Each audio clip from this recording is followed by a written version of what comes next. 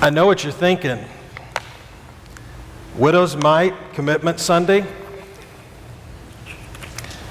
Actually, this is the prescribed reading for the day from the lectionary. It has nothing to do with the fact that it's Commitment Sunday, but I know what you're intuiting.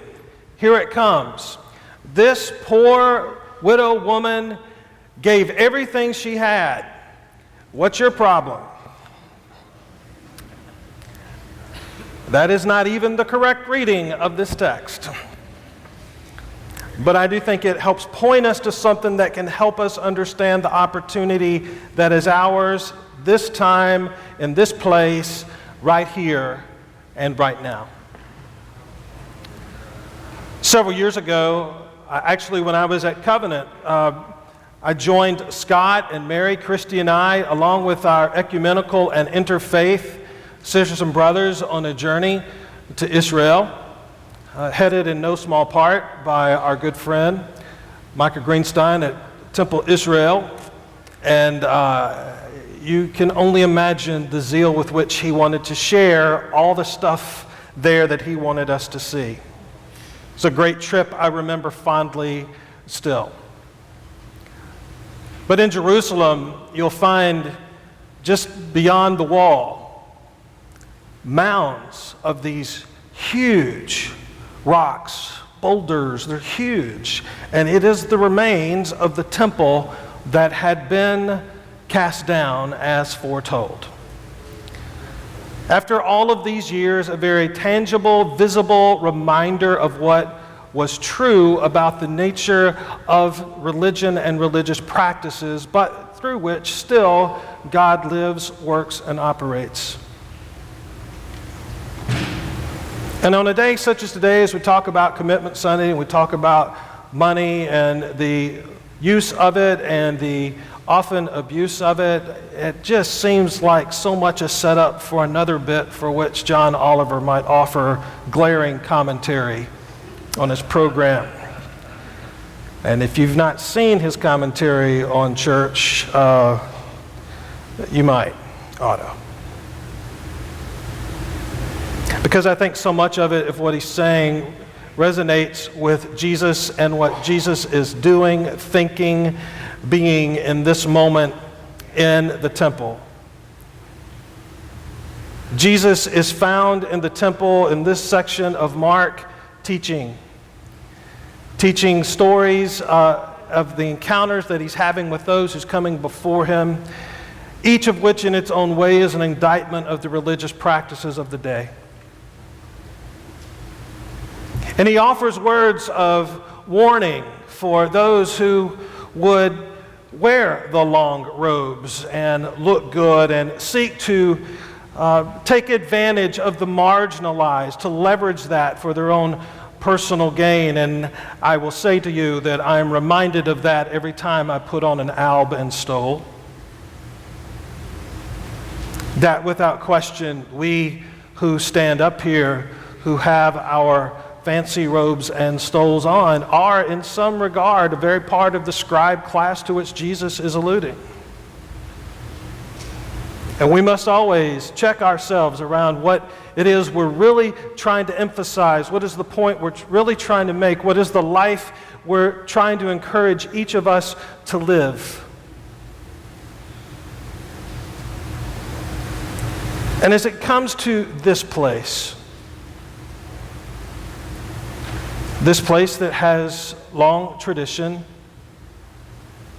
having existed as a church for over 150 years and having existed on this corner for over 100 years, there's going to come a day where maybe like the temple in Jerusalem, it's not going to be here anymore.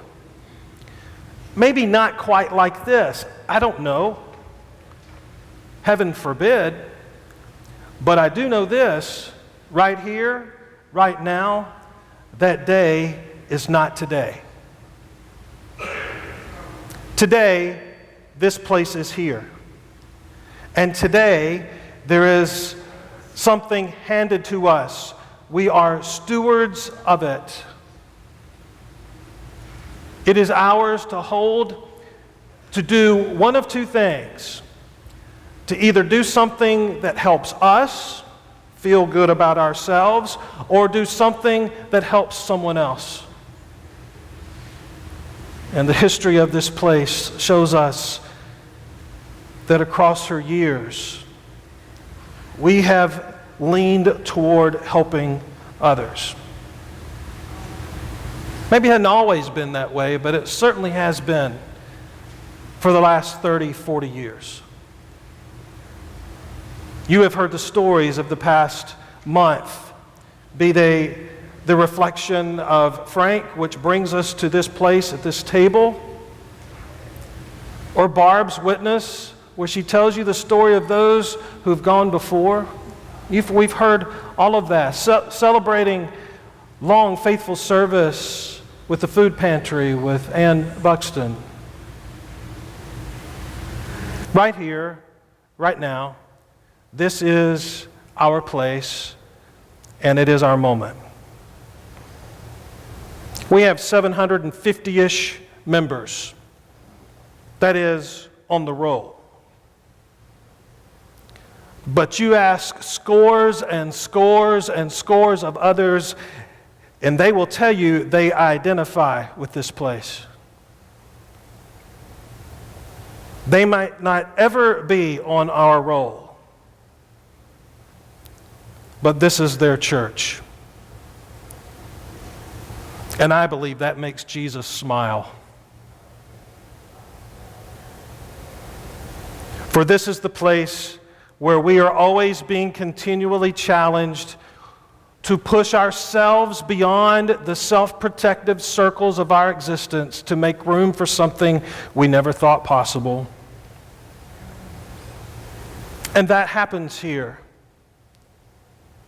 This is the place where children are valued and taught the ways of Jesus with integrity and care. This is the place where the hungry come to be fed. Be it through the food pantry or the soup kitchen or something like Empty Bowls tonight or our community garden where you have lovely peppers. This is the place where those who have been battered and bruised by religion can find home. This is the place where you both are allowed and encouraged to have a lover's quarrel with your church. This is the place where faith is deepened, souls are nurtured, where you can draw deeply from the wellspring of grace. This is the place where those with legal aid need may find it. This is the place where those who are living with or love those who are living with HIV/AIDS can find a place to rest, to laugh, and to fellowship around the table with each other. This is the place where those who have been sober 25 years, 2 years, or not sober yet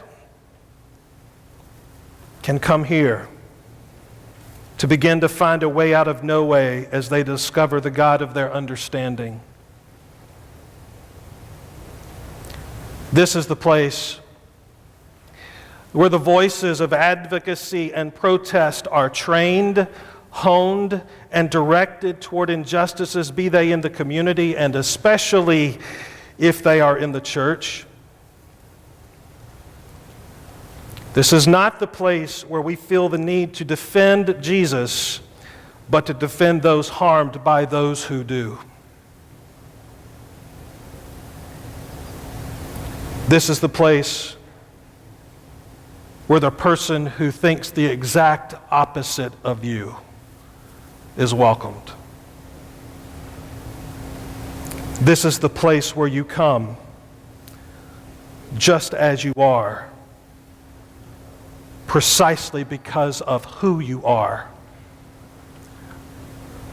you welcomed. This is who we are, right here, right now. This is no indication or thought or pie in the sky hope of what we can be. This is who we are right now.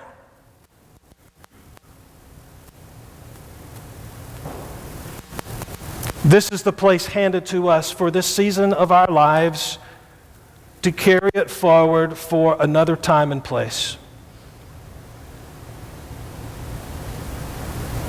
This is the place we're called to steward. The full measure of stewardship is so often truncated to mean only one thing, that thing that we're going to begin to ask you to do here in a little bit. And for the times in which we who wear our long robes have leveraged stewardship to mean only that, we're really little more than like those that Jesus is critiquing. But the full measure of stewardship is the gift of the moment we have been given by God and all the resources that are a part of that, with being able to invest it into a life, into a way of being, into a kingdom, into a fellowship where all of these things we believe to be true about God and God's family are lived out. And it does mean the resources of our lives. Our financial resources. But hear me tell you this day, friends, that the commitment Sunday of our making of this day that is assigned with the annual work of constructing a budget to fund ministry for the next year is just the beginning of the commitments that you'll be asked to make. Because in January, we're going to have another commitment Sunday, in which we're going to ask you the degree to which you feel you can commit the currency of your time to help all of these things that we believe to be true about St. John's and the work we do here come to be.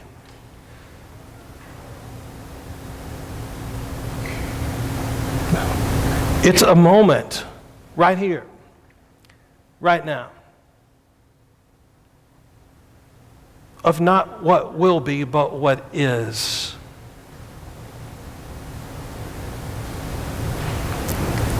And I believe that there is within us, in this place, in this room, more than enough resources to fund ministry, to man ministry, to be sure that it is done well, to live out the gospel understanding of who Jesus is. It is not something relegated to a paid staff or to an ordained clergy. It is all of ours to live into. Right now, right here, this is the place. Now, I feel certain that there is something on your heart that you said, well, he named off a whole lot of things, but he missed one or two. So, here's your chance. What is St. John's? This is the place where what? Say it out loud. Worship. This is the place where what happens?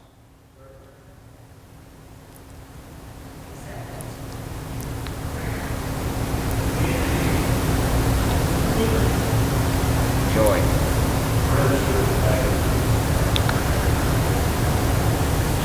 Do you know what an extraordinary gift it is to be able to have a place right here, right now, where all of these things are simultaneously true?